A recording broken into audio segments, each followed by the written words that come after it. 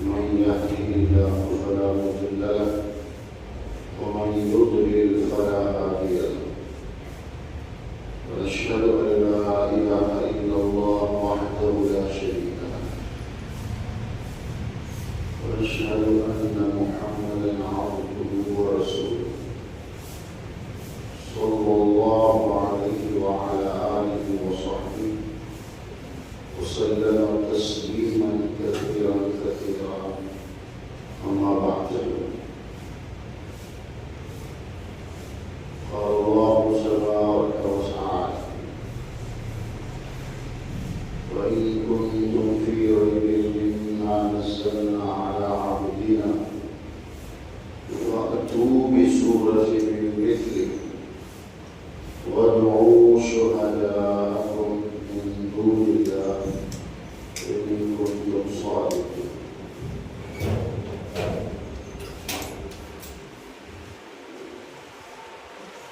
وجاء فيما رواه مسلم عن عمر بن الخطاب رضي الله عنه قال رسول الله صلى الله عليه وسلم إن الله لا يرفع بهذا الكتاب أقواما ويضع فيه آخرين أو كما قال صلى الله عليه وسلم.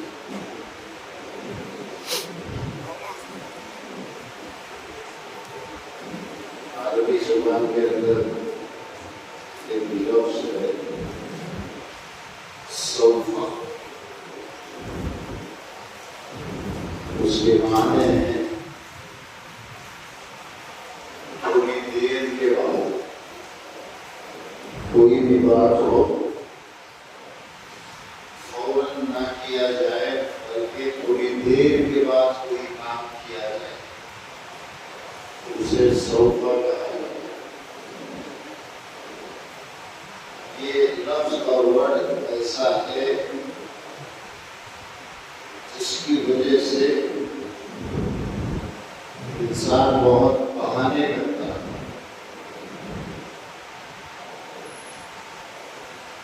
کسی کو آپ کوئی اچھی بات بتائیں فوراً عمل کرنے کے بجائے کہتا ہے کہ ٹھیک ہے بعد میں کوئی ٹینشن نہ. اس لفظ کا استعمال عملی زندگی کے اندر بہت زیادہ لوگ بہانے بناتے ہیں. نماز بہت دیری شروع کرتے ہیں صبح سے آگے کوئی بھی بات سے آدمی کو اس لفظ کا سہارا لے کر کے اس کام کو آدمی کرتا ہے. بات میں کا کبھی آتا ہی نہیں. دیکھیں گے کریں گے. اس کی وجہ سے آدمی بہت سارے غلط چیزوں میں پھنس جاتا ہے. جس وقت جو کام کرنا چاہیے اس وقت وہ نہیں کرے گا. اچھے لوگ عشاء کی نماز ہوئی دل میں یہ سوچتا ہے انسان کے تہجد میں اٹھ کر تہجد پڑھ کر بعد میں فکر پڑھ لوں. فکر چھوڑنے کا ارادہ نہیں ہوتا.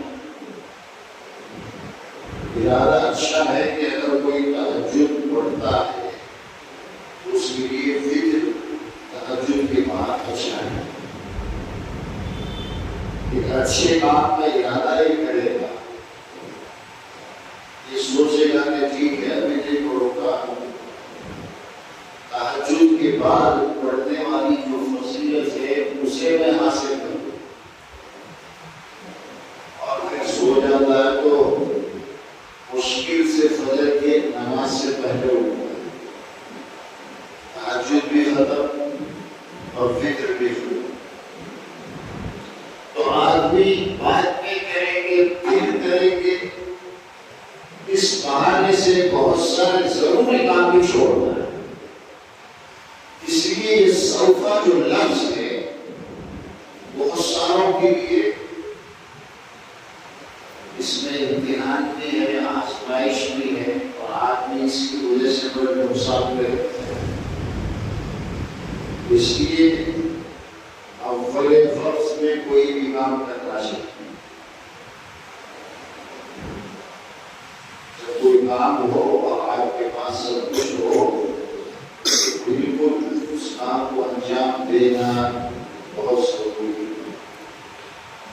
اسی لیے نبی کریم صلی اللہ علیہ وسلم نے یہ ارشاد فرمایا کہ سب سے بہتر یہ ہے کہ فرض نمازوں کو اول وقت میں پڑھیں. کسی بھی فرض نماز کا وقت ہو جائے، ہوتے ہی جو نماز کا ٹائم تو تھوڑا لمبا ہوگا. فجر کا ٹائم تقریباً 1 گھنٹے سے لے کر 1.25 گھنٹے تک رہتا ہے. آدمی ابھی لمبا ٹائم ہے نا، پھر پڑھ لیں گے، یہ سوچ کر نہ رہے، ورنہ وہ وقت نکل بھی جائے گا، پڑھ ہی نہیں پائے. عام طور پر یہ ہوتا ہے، اس کا معمول ہے روزانہ قرآن تھوڑا بہت وہ پڑھتا ہے، 1 پارہ یا 2 پارہ، آدھا پارہ، 2 پیج. اگر وہ سوچنے لگے کہ ابھی تو صبح ہوئی ہے، دن پورا باقی ہے، وہ تو 10-15 منٹ کا کام ہے، بعد میں کر لوں گا، پھر وہ کرتا ہی نہیں. پورا دن نکل جاتا ہے، رات نکل جاتی ہے. ہمیں سارے کو اس کا ایکسپیرینس ہوتا ہے، تجربہ ہوتا ہے. جب وہ وقت پر کوئی کام نہیں کرتا ہے تو پھر بعد میں وہ کام ہوتا نہیں. اس لیے ابھی تو ٹائم ہے نا، وقت ہے نا، گنجائش ہے، اس لیے میں بعد میں یہ کام کر لوں گا. اس بہانے سے سستی کر کے آدمی جو ہے بہت سارے اچھے کاموں سے محروم ہوتے ہیں. اسی لیے نبی کریم صلی اللہ علیہ وسلم جن چیزوں سے پناہ مانگتے تھے اس میں ایک سستی اور کاہلی تھی، اور کسی کام کو کرنے کی ہمت نہ جلانا ہے. کسی بھی کام کو کرنے کے لیے آدمی پکا ارادہ اور ہمت سے تبھی جا کر کے وہ کام ہو. کم ہمتی، پست ہمتی اور پکا ارادہ نہ ہونا، سستی کی وجہ سے کام چھوڑ دینا، اس سے بڑا نقصان ہوتا ہے. اس لیے اللہ کے نبی نے اللہ سے پناہ مانگی، وَأَعُوذُ بِكَ مِنَ الْعَجْزِ وَالْكَسَلِ. یہ دعا ہے اللہ کے نبی کی، اللہ مجھے بچا، میں تیری حفاظت میں آنا چاہتا ہوں. کس سے بچا؟ کسل، معنی سستی سے بچا. عجز کے معنی کسی کام کو کرنے کی ہمت نہ جٹا پانا، بہت بڑا کام. سردی کا ٹائم ہے، فجر کا وقت تھوڑی بہت سردی ہو کی عادت ہے، یہ ٹھنڈ میں کیا ہوتے اور ہمت والا اٹھتا بھی ہے ٹائم سے، اور ضرورت پڑنے پر ٹھنڈے پانی سے وہ نہاتا بھی ہے، اسے کوئی فرق نہیں پڑتا، اور وقت پر آ کر وہ نماز پورا کرتا. پانی ٹھنڈا ہے، کیسے وضو کریں کہ آدمی سوچتے سوچتے اور پھر اتنی سستی اس پر آ جاتی ہے، ہمت بھی ختم ہو جاتی ہے. تو آدمی ہمیشہ باہمت ہونا چاہیے، پکا ارادہ کرے، کام شروع کرے، اللہ اس کام کو پورا کر دے. اور اللہ نے کسی بھی انسان پر کوئی ایسا بوجھ نہیں ڈالا ہے، کوئی ایسی ذمہ داری اس کو نہیں دی جو وہ نہیں کر سکتا، جس کی اس میں طاقت نہیں. اللہ بہت زیادہ بوجھ نہیں ڈالے. احکام کا مکلف اللہ نے جوان ہونے کے بعد بنایا۔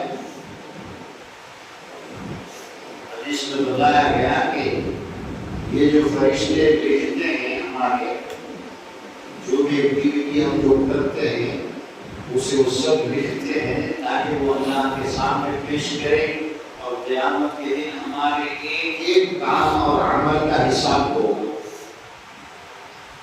تو فرشتے جو لکھتے ہیں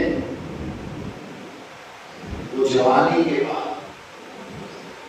الفاظ ہیں لم یعترم، ایک بچہ ہے ابھی جوان نہیں ہوا، بڑا نہیں ہوا، تو اس پر احکام ضروری نہیں، اس سے کوئی حساب نہیں ہوگا، اللہ اچھی بات ہے۔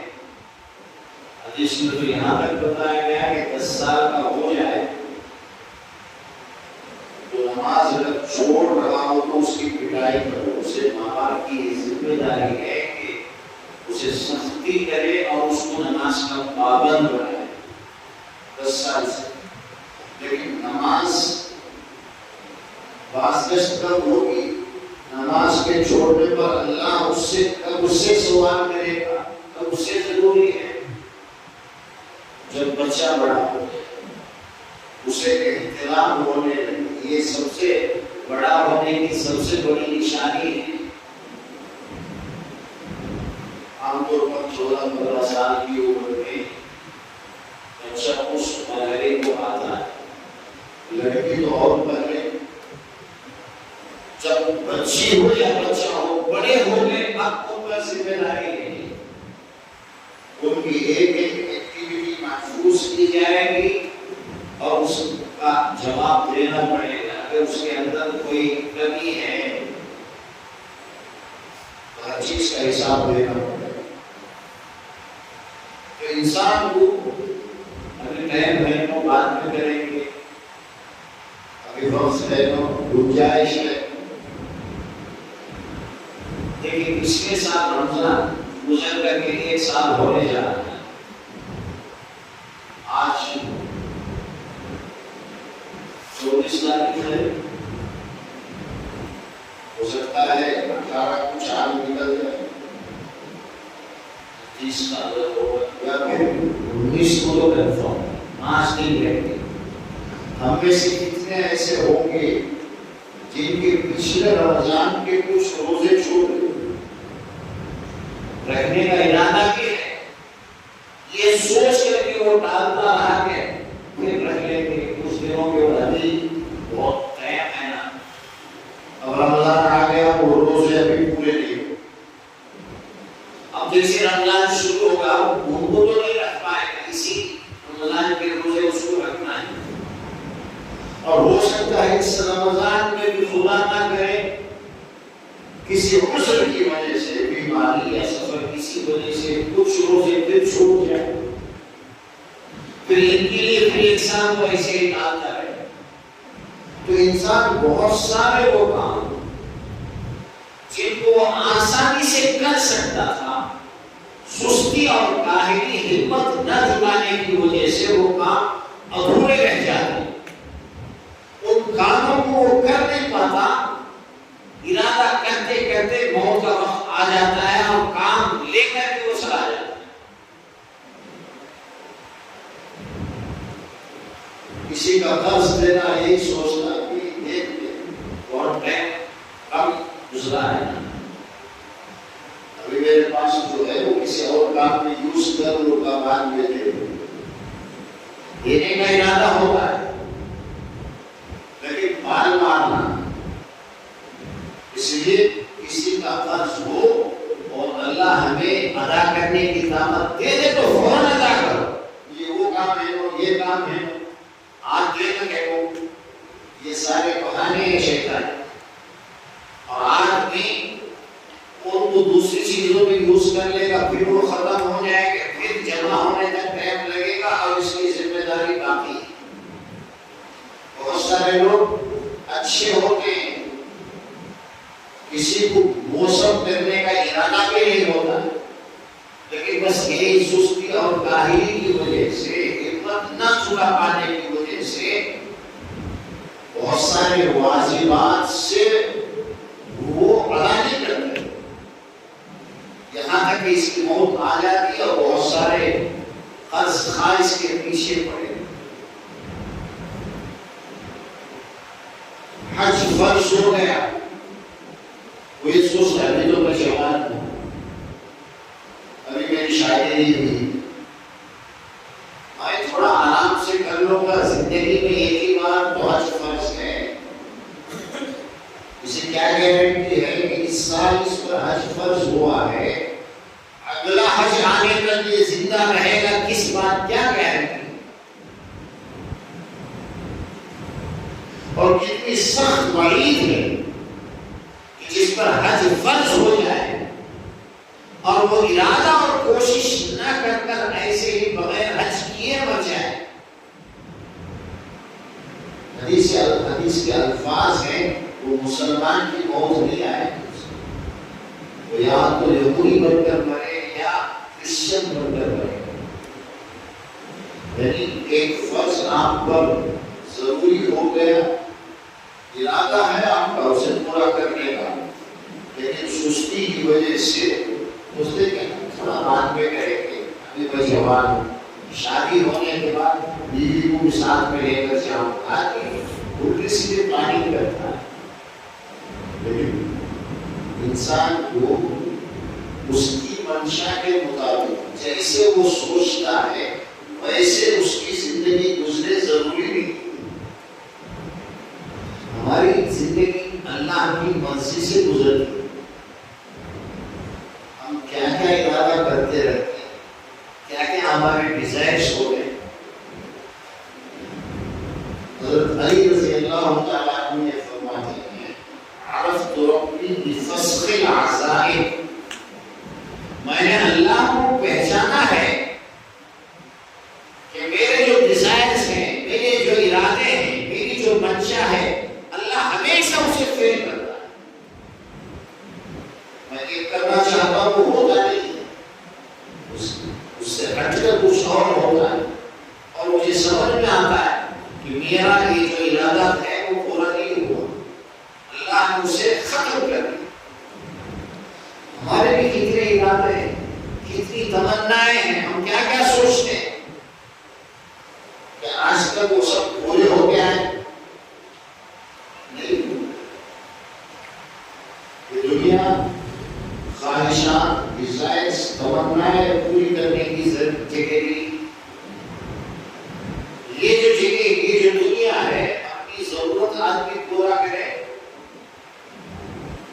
اور اللہ نے جو واجبات ہے, جو احکام ہے, اسے پورا کرنے کی جگہ. وَمَا خَلَقْتُ الْجِنَّ وَالْإِنسَ إِلَّا لِيَعْبُدُونِ. ہمارے اس دنیا میں آنے اللہ نے ہمیں پیدا کرنے کا جو مقصد بتایا وہ ہے اس کی اطاعت. اللہ کی بندگی پورا کرنے کا پورا موقع ملے گا آدمی اگر کوشش کرے. ہر انسان کو اللہ موقع دیتا ہے کہ جتنے فرائض اور واجبات اس پر ہیں وہ سب پورا کر سکتا ہے. بس ہمت کی ضرورت ہے اور اپنے آپ کو چست بنانے کی ضرورت ہے. دو چیزوں کی وجہ سے آدمی اس پر جو ذرا واجبات ہیں جو وہ سب پورا نہیں کرتا ہے کام. ایک ہمت نہیں کرتا, دوسرے سستی کی وجہ سے. اذان ہو گئی, جلدی سے وضو کرے اور سنت ادا کرے, یہ چستی ہے, یہ ہمت والا کام. لیکن آدمی کیا سوچتا ہے, 10,000 یہ آدھا گھنٹہ رہے, 10 منٹ آرام کر کے اٹھو, تو 10 منٹ کرتے کرتے نماز کا ایک فرض نماز کا وقت قریب آ جائے. جلدی سے اٹھ کر وضو کر کے بھاگتے ہوئے آتا ہے. جلدی وضو کرنا تھا گھر میں, وہ نہیں کیا. گھر میں سنتیں پڑھنا تھا, وہ نہیں پڑھا. اور پھر گھر سے پیدا آتا آرام سے وقار کے ساتھ ایک ایک قدم پر اسے نیکی ملتی اور اس کے گناہ معاف ہو گئے, وہ بھی نہیں کیا. جب دیکھا ایک دم قریب 2-3 منٹ میں وقت ہے نماز کا, جلدی جلدی بغیر سکون سے اطمینان سے وضو کرتا ہے، وضو سے پہلے بسم اللہ بھی نہیں پڑھتا، سنت کے مطابق وضو نہیں ہوتی اور بھاگتے ہوئے آتا ہے کہ پہلی رکعت اسے مل جائے۔ حدیث میں منع کیا گیا ہے کہ جماعت کھڑی بھی ہو جائے اور تمہارا ایک رکعت چھوٹنے کا امکان بھی ہو، اگر آپ جلدی نہیں آئیں گے ہو سکتا ہے رکوع سے اٹھ جائے گا امام، آپ گیٹ کے اندر آئے، امام رکوع میں گیا، آپ کو اجازت نہیں ہے کہ آپ جلدی آئے، جس آرام سے آپ آ رہے تھے اس آرام سے آؤ، آتے ہوئے آتے ہوئے تیزی کے ساتھ آنے کی ضرورت نہیں ہے۔ ایک رکعت چھوٹ جائے چھوٹنے دو، بعد میں اسے پورا کرو۔ اگر ایک بھی رکعت چھوڑنے کا ارادہ نہیں ہے بلکہ تکبیر تحریمہ کے ساتھ نماز ادا کرنے کا ارادہ ہے، اذان سے پہلے ہی سے تیاری کرو، نماز کا وقت ہو رہا ہے، اذان کا وقت۔ آج کل کسے پتا نہیں ہے نماز کا وقت؟ ہر کسی کو پتا نہیں، اس کے پاس موبائل ہے، اس میں ٹائم ہے، گھڑی ہے، ٹائم ہے۔ یہ گھڑی جو مرد کو پرمیشن جو ملی ہے گھڑی لگانے کی، اس وجہ سے تاکہ وہ نماز کے اوقات کا خیال کرے، روزے کے اوقات کا، ٹائم پر کوئی کام ہے ذمہ داری اسے پورا کرنے کے لیے گھڑی کا استعمال زیب و زینت کے لیے نہیں۔ گھڑی لگاؤں گا مجھے اچھا لگے، اور گھڑی میں بھی ویرائٹیز بہت ہے، اچھے سے اچھا قیمتی سے قیمتی گھڑی لگائیں۔ جب سے موبائل آ گیا ہے اور موبائل میں صحیح ٹائم شو ہو رہا ہے نا، دوسروں کی بات نہیں کرتا، میں خود اپنے بارے میں نے گھڑی لگانا چھوڑ دی۔ کیوں؟ موبائل سے آپ کو دونوں کام پورے ہو رہے ہیں، آپ کسی سے بات بھی کر رہے ہیں، فون بھی آ رہا ہے اور اس میں آپ ٹائم بھی دے رہے ہیں۔ اب کیا ضرورت ہے گھڑی لگانے کی؟ بلا ضرورت انسان کو کوئی بھی کام نہیں کرنا چاہیے، اور یہ سب آج کل جو ضروری ہے اسے نہیں کرنا ہے۔ اب بے ضرور آج آپ دیکھ رہے ہیں، پتا نہیں گاؤں کے اندر کیا ہے کیا نہیں معلوم نہیں، صبح سے 12 بجے تک کسی کو پتا نہیں ہے کہ اس کی کیا ہے۔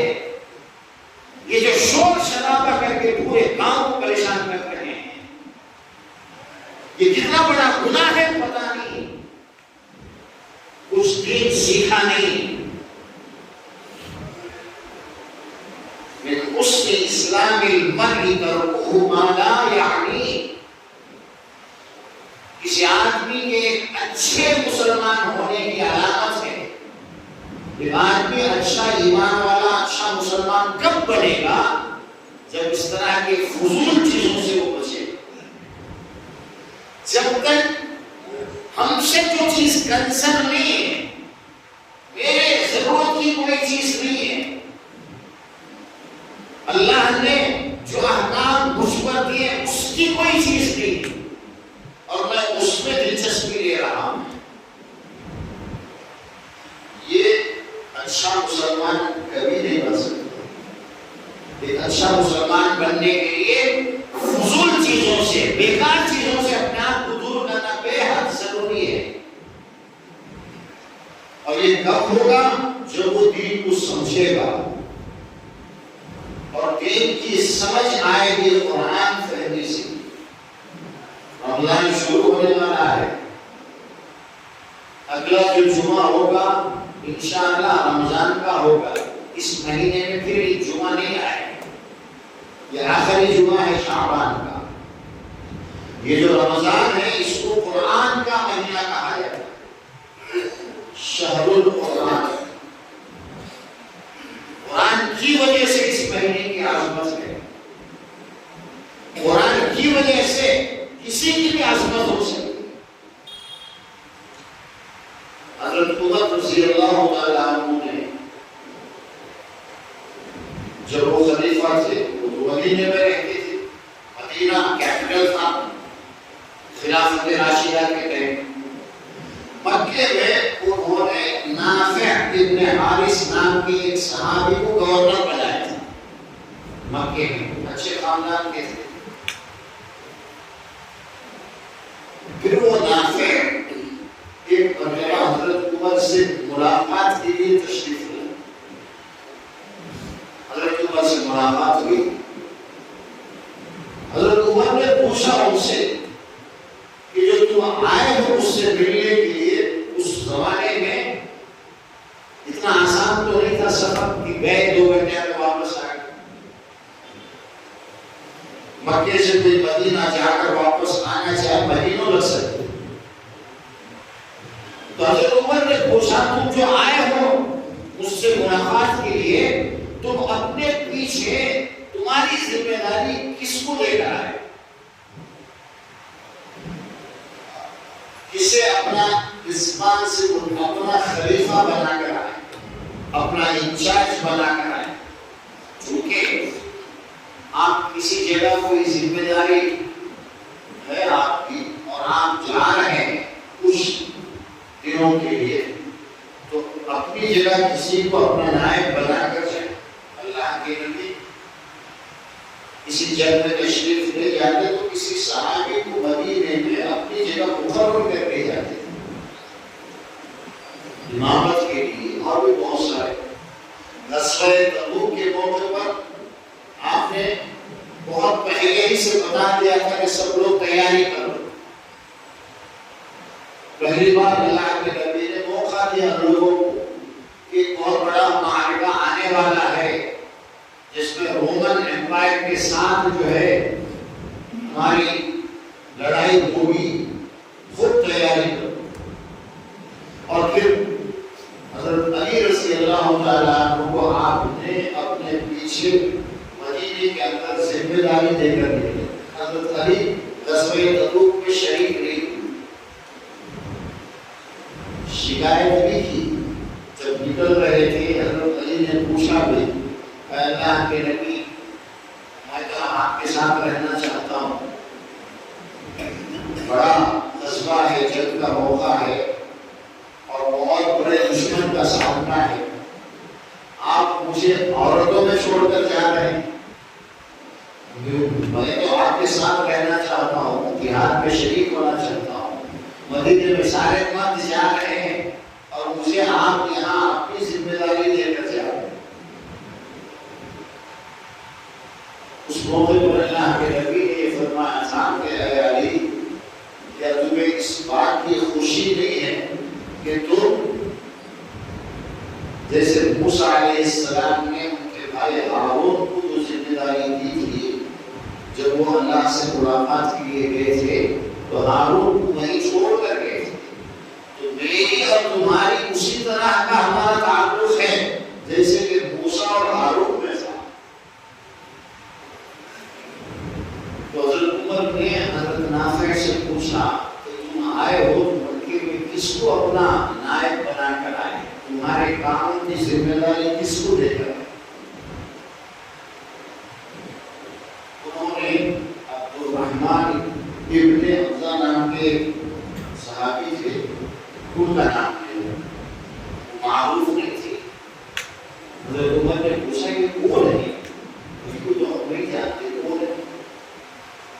تو حضرت نافع نے جواب دیا کہ یہ ہمارے غلام تھے، اپنے ان کو آزاد کیا.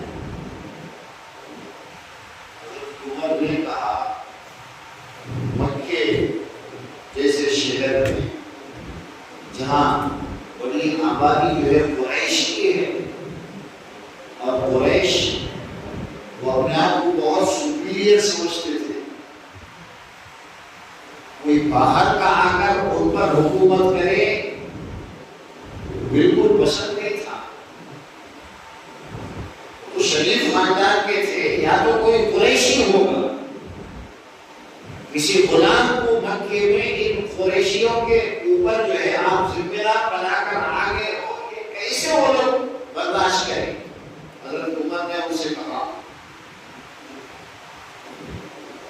تو حضرت نافع نے جواب میں فرمایا کہ میں نے اس کو اسی لیے ذمہ داری دی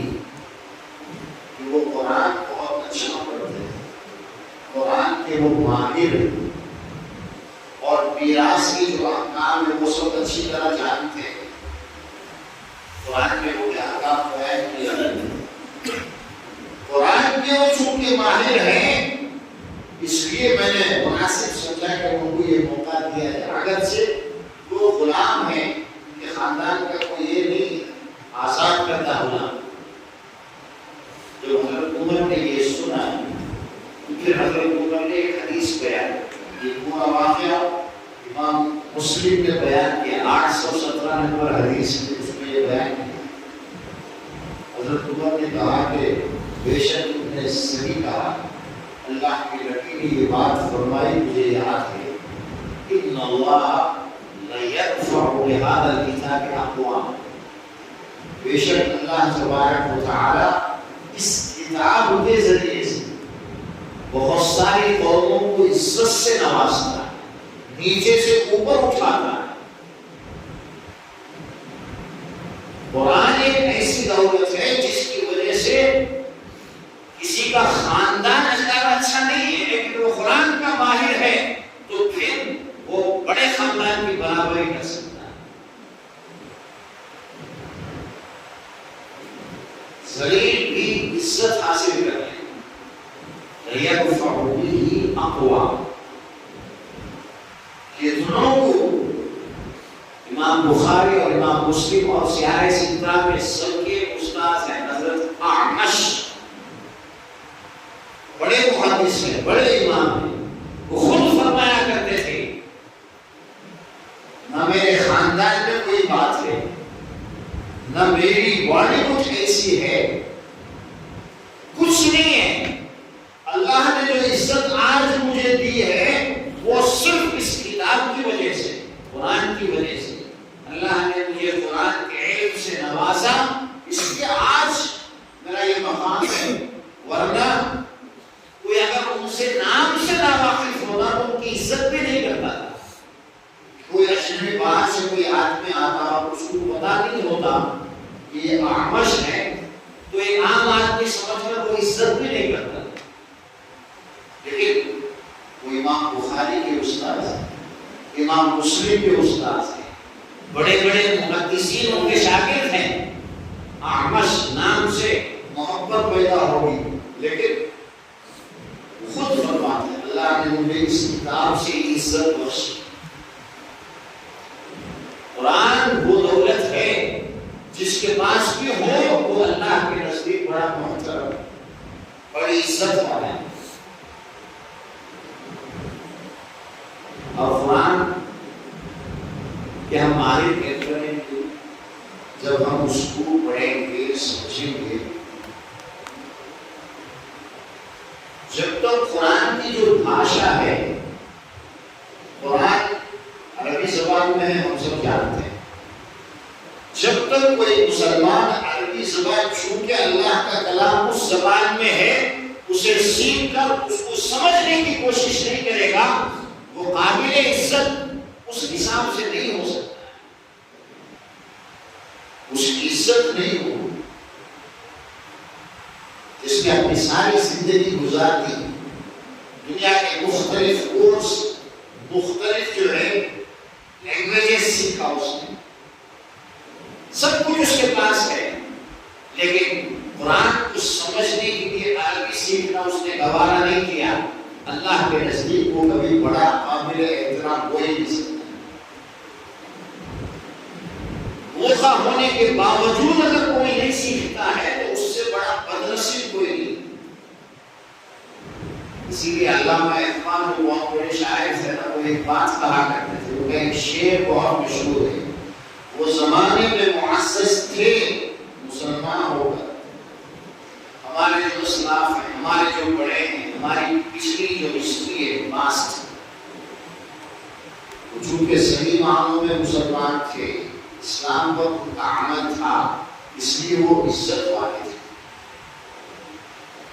اور ہم خار ہوئے تاریخ قرآن ہو کر، اور آج ہم جو بے عزت ہیں، کوئی عزت ہی نہیں ہے۔ پورے ہندوستان میں 20 کروڑ سے زیادہ مسلمان، کوئی عزت نہیں، یہاں حکومت تھی مسلمانوں کی تو اتنی تعداد نہیں تھی، بہت کم تھے، لیکن عزت تھی، کوئی ایک بات کہہ نہیں سکتا تھا۔ آج آپ کی ہر چیز کا مذاق اڑایا جاتا ہے، بے عزت کیا جاتا ہے۔ بنیادی وجہ ہے کہ ہم قرآن سے دور ہیں، ہم نے قرآن کو چھوڑ دیا۔ شیخ الہند رحمۃ اللہ علیہ دیوبند کے بہت بڑے اکابر مسلم، ان کو انگریزوں نے پکڑ کر 4 سال جیل میں ڈال دیا۔ مالٹا کی جیل بہت فیمس ہے، دیوبند نے اس بیماری وہاں جیل میں رہتے ہوئے ان کو ٹی کی بیماری ہو گئی تھی اور مرض بہت بڑھ گیا۔ انہوں نے دیکھا اب اگر اس کو ہم یہاں رکھیں گے تو اس کی موت یہاں ہو جائے گی، اور مسلمان بہت مانتے ہیں اگر یہ جیل میں ان کا انتقال ہو گیا تو بہت مسئلہ ہوگا، اس لیے انہوں نے چھوڑ دی، رہائی دی۔ اور جب وہ آئے دیوبند میں تو دیوبند میں ایک بہت بڑا جلسہ ہوا، بہت بڑا جلسہ۔ اس جلسے میں اس وقت کے بڑے بڑے اکابرین جمع ہو گئے تھے، مفتی شفیع صاحب، مولانا اشرف علی تھانوی رحمۃ اللہ علیہ، رشید احمد گنگوہی، بڑے بڑے دیوبند کے سب جمع ہو کر بہت سارے لوگ آئے کہ حضرت 4 سال کے بعد آئے ہیں، بہت بڑی شخصیت۔ اس جلسے میں انہوں نے 2 باتیں بتائی، لوگوں کو خطاب کرتے ہوئے یہ بتایا کہ یہ پچھلے 4 سال سے میں سوچتا تھا کہ آج ہم اتنے کمزور بے عزت کیوں ہو گئے، ہم مسلمان آج اتنے کمزور اور اتنے لاحق بے عزت، جو ہماری جو حیثیت اتنی گری ہے اس کی وجہ کیا ہے؟ تو مجھے 2 باتیں سمجھ میں آئی۔ پہلی بات یہ ہے کہ ہم نے قرآن کو چھوڑ دیا۔ آج ہمارے مدارس میں بھی قرآن ٹھیک سے نہیں پڑھایا، فقہی مسائل پڑھائے جاتے ہیں، کیا کرنا کیا نہیں کرنا، بس یہ زور دیا جاتا، بڑی بڑی کتابیں پڑھائی جاتی، لیکن ہمارا بچہ جو مدرسے سے نکلے وہ ڈائریکٹ قرآن کو سمجھنے والا بن جائے، اس کی کوئی فکر نہیں ہے۔ عام لوگوں کو چھوڑو، اکثر علماء ایسے ہوتے جن کو عربی سمجھ میں نہیں آتی، لمبا وقت مدارس میں گزارنے کے بعد وہ نکلتے ہیں تو بس جو کتابیں پڑھائی گئی ہے وہی کتابیں وہ پڑھ سکتے ہیں، سمجھ سکتے ہیں، وہ کوئی الگ نئی کتاب کی جائے نہیں سمجھ میں، قرآن اپنے سے نہیں سمجھ پاتے۔ اتنا وقت گزارنے کے بعد بھی ان کو ٹرانسلیشن کی ضرورت ہوتی ہے۔ یہ قرآن سے دوری ہے۔ آج کوئی مسلمان اپنا کوئی بھی کام قرآن سے رہنمائی لینے کے لیے کوشش کرتا ہے۔ آج میرا ایک کام ہے کہ اب مجھے اس کو قرآن میں تلاش کرنا چاہیے۔ حضرت معاذ بن جبل رضی اللہ عنہ اسٹوریاں اور کہانیاں بہت سناتے ہیں۔ اللہ کے نبی نے حضرت معاذ کو یمن کا گورنر بنا کر کے بھیجا ہے، اور جب وہ جا رہے تھے تو ان سے اللہ کے نبی نے پوچھا کہ تم وہاں جا رہے ہو تو بھی جج ہو، تو بھی سب کچھ ہو، تمہارے سامنے جو لوگ مسائل لے کر آئیں گے تو ان کو کیسے تم ججمنٹ کرو گے، کیسے فیصلہ کرو گے؟ تو حضرت معاذ رضی اللہ تعالیٰ عنہ نے کیا جواب دیا کہ سب سے پہلے کوئی بھی مسئلہ آئے، کوئی بھی کچھ پوچھے، میں اسے قرآن میں تلاش کروں، قرآن میں اس کا جواب ہے، وہی جواب میں بتا دوں، اور اگر قرآن میں نہ ہو اس کا جواب تو فرمایا کہ پھر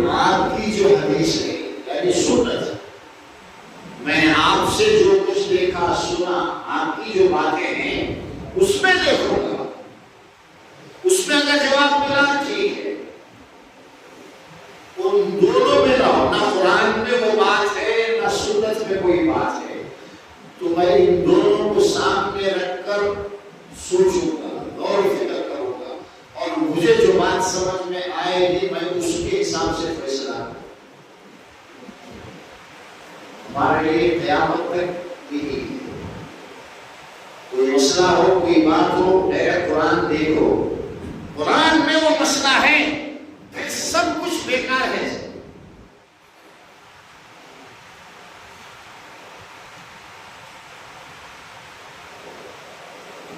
والوالدات يرضعن أولادهن حولين كاملين لمن أراد أن يتم الرضاعة۔ آج کل ہمارا موڈ ایسا ہے، ہم جس مسلک کے ہیں، ہم جس کو مانتے ہیں، اس کی بات قرآن و حدیث سے اوپر ہے ہمارے۔ کوئی صاف قرآن سے کوئی بات آپ کو بتاتا ہے تو نہیں مانتے، ہمارا امام کیا کہتا ہے، ہمارے یہاں کیا ہے مسئلہ۔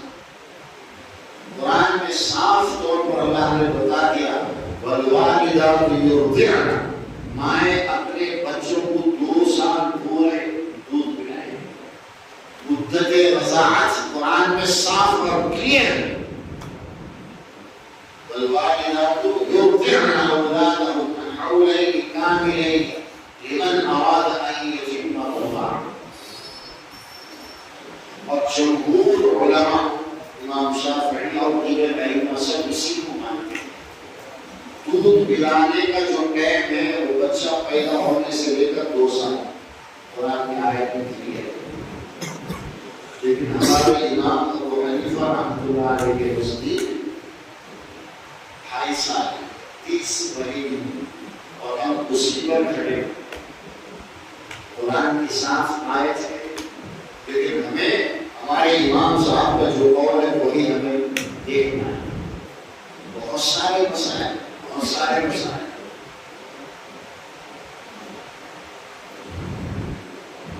قرآن کو ہم نے پیچھے ڈال دیا، نہ خیر ملے گی، نہ برکت ملے گی، نہ عزت ملے گی، کچھ نہیں۔ ان اللہ لیرفع بہذا الکتاب اقواما، اسی قرآن کی وجہ سے اللہ بہت ساروں کو عزت سے نوازے، ان کی شان بلند ہوگی اس دنیا میں بھی اور آخرت میں بھی۔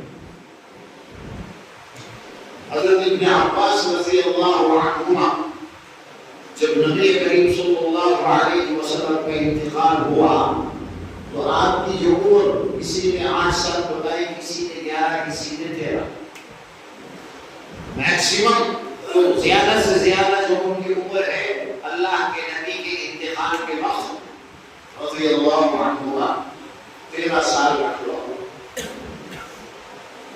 اس کے بعد 2 سال حضرت ابوبکر خلیفہ رہے تو ان کی عمر 15 سال ہو، 13 رکھتے۔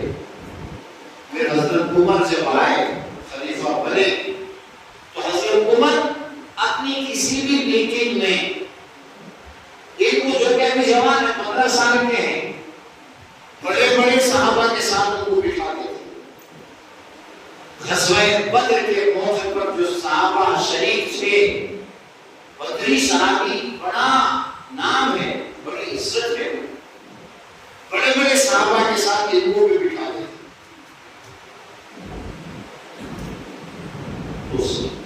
بہت سارے صحابہ نے اعتراض کیا، حضرت عمر سے پوچھا اس بچے کو آپ ہمارے ساتھ بٹھاتے ہیں، دو باتیں، ہمارے بچوں کو بھی ان کے ساتھ بٹھائیے، ہمارے بچے ان سے بڑے ہیں، یا پھر کیا بات ہے ان کے اندر، آپ ہمیں بتائیے، کلیئر کیجیے۔ حضرت ابن عباس فرماتے ہیں کہ ایک دن حضرت عمر نے مجھے بھی بلایا اور ان سب صحابہ کو بلایا۔ پہلے حضرت عمر نے سمجھانے کی کوشش کی لیکن بات کلیئر نہیں ہوئی۔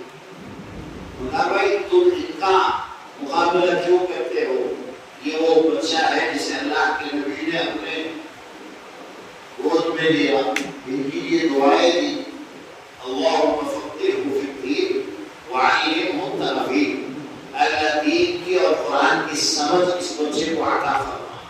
اسی لیے آج قرآن کے وہ ترجمان ہیں، قرآن کی تفسیر میں سب سے آگے ہیں۔ اللہ کے نبی کی دعائیں پھر ایک بلایا حضرت عمر نے سب کو اور سب سے کہا کہ سورہ نصر جو ہے اذا جاء نصر اللہ والفتح ورأيت الناس يدخلون في دين الله أفواجا فسبح بحمد ربك واستغفر إنه كان توابا۔ تم بتاؤ اس کا تفسیر کیا ہے، یہاں کیا بتایا جاتا ہے؟ کتنے صحابہ تھے، سب نے کہا کہ اس میں تو فتح مکے کی بشارت ہے اور پھر یہ بشارت بھی ہے کہ اب اسلام تیزی سے پھیلے گا۔ لوگ بڑے پہلے تو یہ ایمان لاتے تھے، اب ایسا نہیں، لوگ جماعتوں کی شکل میں آئیں گے، وفود آئیں گے۔ یہ مطلب اس قرآن کی اس سورے کا یہ مطلب، یہ سب کچھ ٹھیک ہے۔ پھر حضرت عمر نے ان سے پوچھا، حضرت عبداللہ ابن عباس سے اس کا کیا مطلب؟ تو عبداللہ ابن عباس کا کیا مطلب بتایا، اس کی تفسیر کیا ہے؟ یہ بتایا کہ یہ سورت یہ بتا رہی، اس میں اس طرف اشارہ ہے کہ اب ہمارے نبی صلی اللہ علیہ وسلم کے انتقال کا وقت قریب ہے، یعنی جو ذمہ داری تھی انہوں نے پورا کر دیا، اب دین تو پھیلے گا، آپ کا جو مشن تھا وہ ختم ہو گیا ہے، آپ کی ذمہ داری پوری ہو گئی ہے۔ اب ذمہ داری پوری ہو گئی، اس کا مطلب ہے کہ آپ کو جانا ہے بانی کے حقیقی کے پاس۔ حالانکہ الفاظ کے اندر یہ بات آپ کو نہیں ملی، سورے کا آپ ترجمہ پڑھیں گے، اذا جاء نصر اللہ، جب اللہ کی مدد آئے، والفتح اور کامیابی ملے، ورأيت الناس، اور ان کامیابیوں میں یہ بھی ہے کہ جب تم یہ دیکھو کہ لوگ جو ہے بڑی بڑی جماعتوں کی شکل میں اسلام میں داخل ہو رہے ہیں، يدخلون في دين الله أفواجا فسبح بحمد ربك واستغفر۔ تو تمہیں کرنا کیا ہے؟ تم اللہ کی تعریف کرو، اس کے حمد بیان کرو اور استغفار کرو، اللہ سے خوب گر گڑا کر معافی، اس لیے کہ معافی مانگنے والوں پر وہ بہت زیادہ توجہ دیتا ہے، معاف کرتا ہے، توبہ قبول کرتا ہے، انہ کان توابا۔ پورے سورے کے اندر آپ کو اللہ کے نبی کی موت کا وقت قریب ہے یہ نہیں ملے گا، لیکن گہرائی میں جانے کے بعد یہ مطلب حضرت عمر نے فرمایا میں بھی یہی تفسیر چاہوں گا، اس سورے کا میرے نزدیک بھی یہی ارتھم ہے جو تو نے بتایا۔ پھر صحابہ سے مخاطب ہو کر فرمایا یہی وجہ ہے کہ اس چھوٹے بچے کو میں تمہارے ساتھ رکھتا ہوں۔ جو بندہ قرآن کو سمجھتا ہے، قرآن کا علم اگر کسی کے پاس ہے، نہ اس کی عمر دیکھی جائے گی، نہ اس کا خاندان دیکھا جائے گا، وہ ہمارے سروں پر ہے، وہ سب سے معزز ہے۔ جس کے اندر قرآن کی سمجھ نہیں ہے، وہ کسی بھی خاندان کا ہو، اس کے پاس کتنا بھی بینک بیلنس کیوں نہ ہو، کتنی بھی بڑی پوزیشن ہو، وہ حقیر اور زیرو ہے اس کے مقابلے۔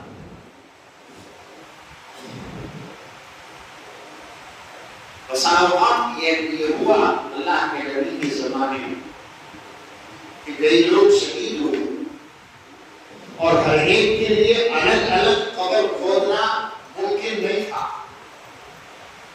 دو صحابہ کو ایک ایک قبر میں دفنایا گیا۔ سوال یہ پیدا ہوا کہ پہلے کس کو قبر میں رکھا گیا اور دو صحابہ کو ایک ہی قبر میں دفنانا ہے، وہ پہلے کسے رکھیں گے، بعد میں کسے رکھیں گے؟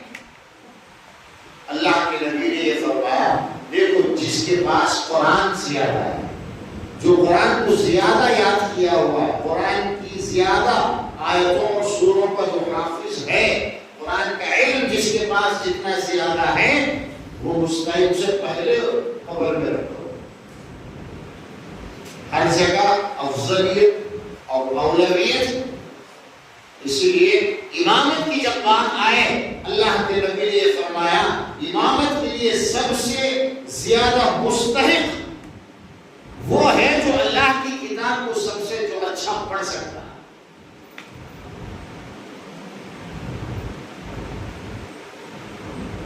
آج ہم نے قرآن کی اہمیت سے نہیں جانے،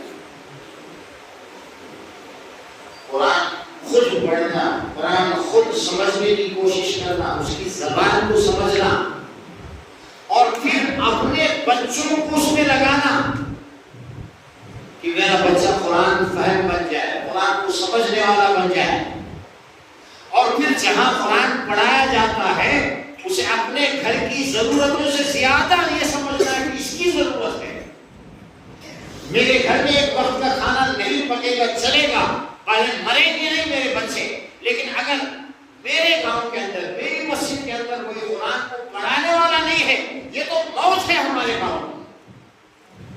جب تک یہ خیال نہیں آئے گا اللہ عزت کہاں سے دے گا؟ وہ زمانے میں معزز کے مسلمان ہوگا اور ہم خوار ہوئے تاریخ قرآن ہوگا۔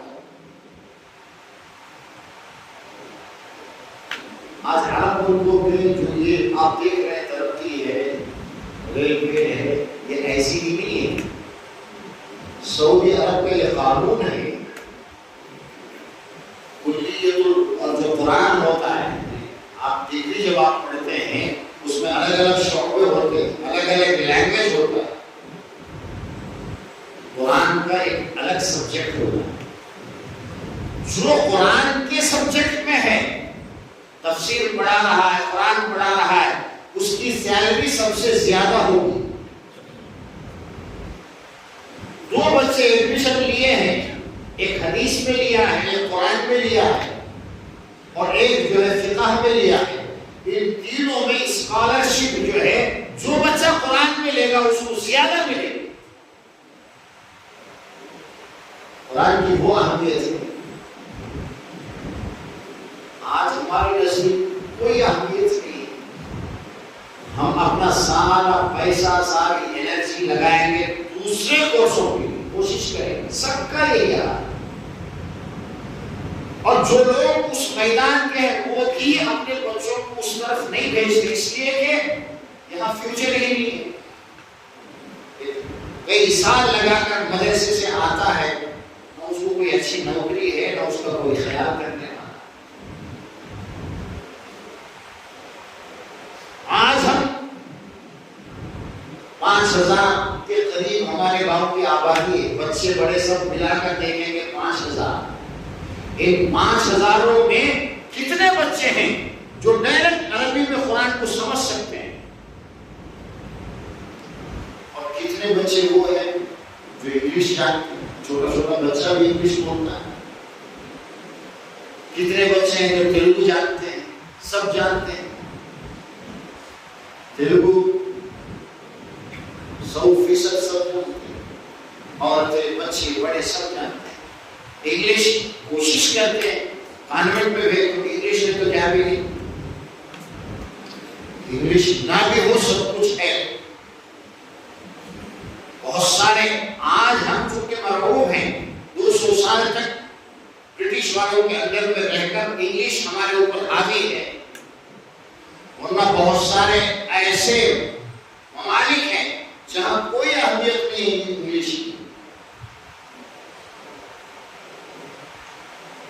ملک کے بڑے بڑے جو صدر ہیں وہ نہیں جانتے انگلش،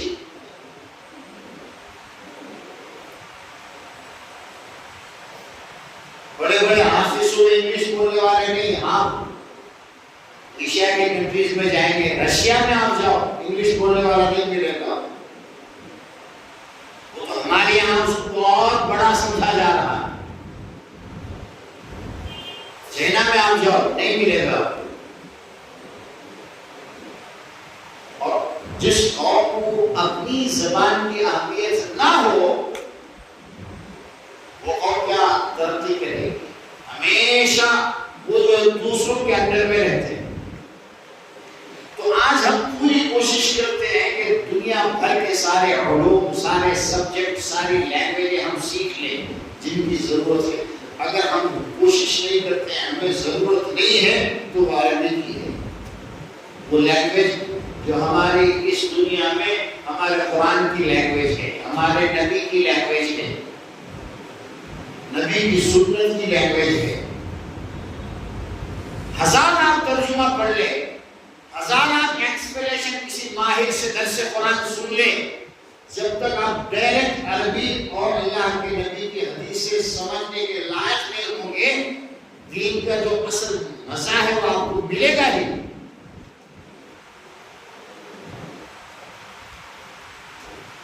دوسروں کے لکھے ہوئے مسائل پڑھنا عمل کرنا وہ ایک الگ بات ہے۔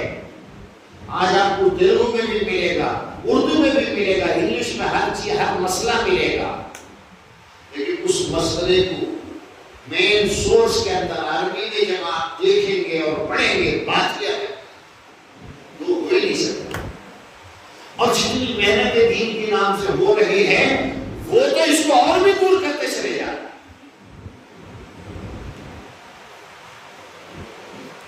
بس تعلیم کر لو بس ہے، 10 سورے سیکھ لو بس ہے۔ جب تک ہمارے اندر دوبارہ قرآن سمجھنے کی اندر سے خواہش جاگے گی نہیں اور ہم کوشش کر کے اسے سیکھنے کی کوشش نہیں کریں گے، یہ حالت بدلنے والی نہیں ہے۔ مکے والوں کو صرف قرآن نے بدلا تھا، جو یہ عربی جانتے تھے، اور جب انہوں نے قرآن سنا ایک آیت کافی ہو جاتی تھی۔ حضرت عمر گئے تھے اپنی بھائی نبی اور بہن کو مارنے کے لیے بھی وہ مسلمان ہو گئے، لیکن جب دیکھا انہوں نے قرآن کا صحیفہ کچھ پڑھا خود مسلمان۔ قرآن میں وہ بات ہے، وہ اثر ہے۔